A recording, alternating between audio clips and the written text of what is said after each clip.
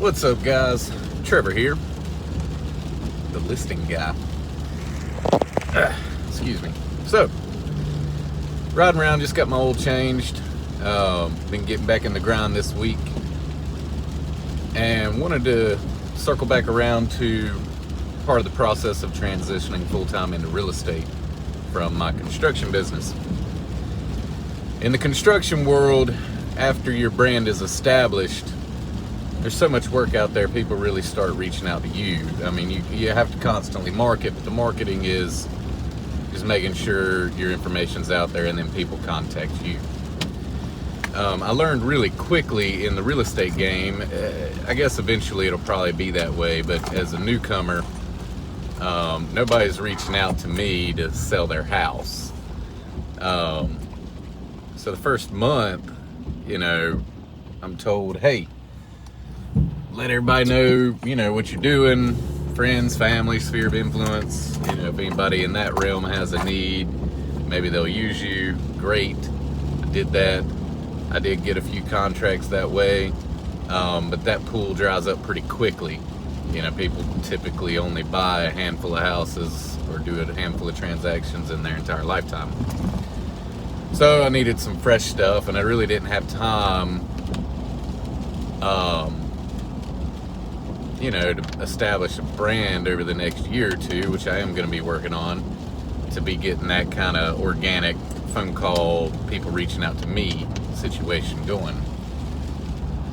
So let's break it down, right? Keep it simple, stupid is sort of my mantra lately. Where are sellers? How do I find sellers? How do I service sellers? How do the people that need that service find me? And it's pretty simple. Who is already trying/interested in selling? Well, people that have listed their house for sale by owner. They obviously want to sell. They are trying to do it on their own, especially in this current market that is very challenging. And I can simply call them, have a conversation, see if it makes sense for us to work together.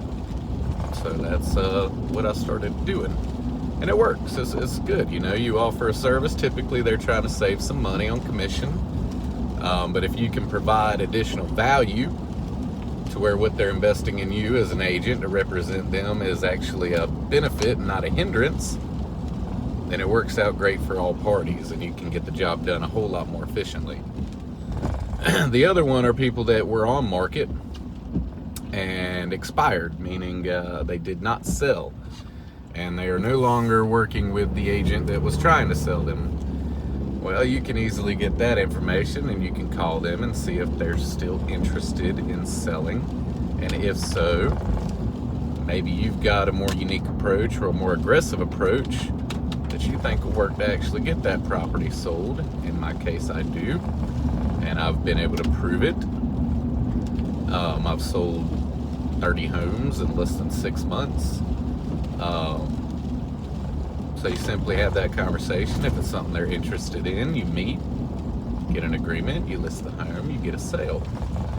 So why am I telling you this? I'm telling you this because in every business, it was the same way with construction when I started that. You're not recognized because you're new.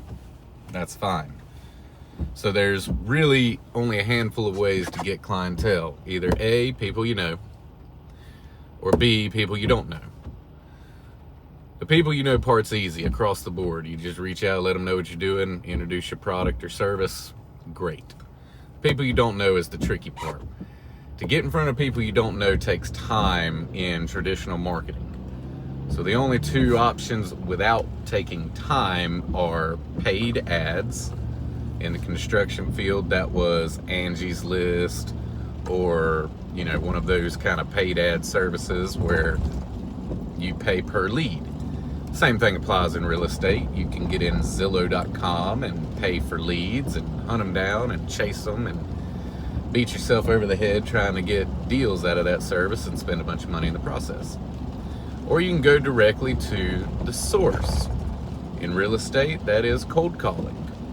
Cold calling people that you know are actively trying or have actively tried to sell. In the construction space, you need to find a need and actively reach out to people that you think you can help solve their problem. Again, cold calling. This is the fast route.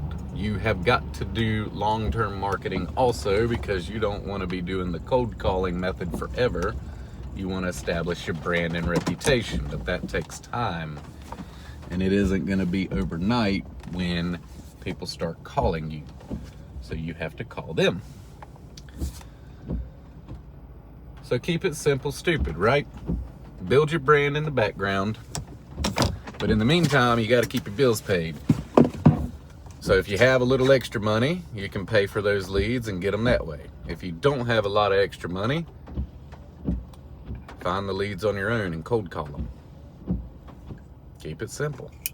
This is how you keep it moving. This is how I've kept it moving during this transition.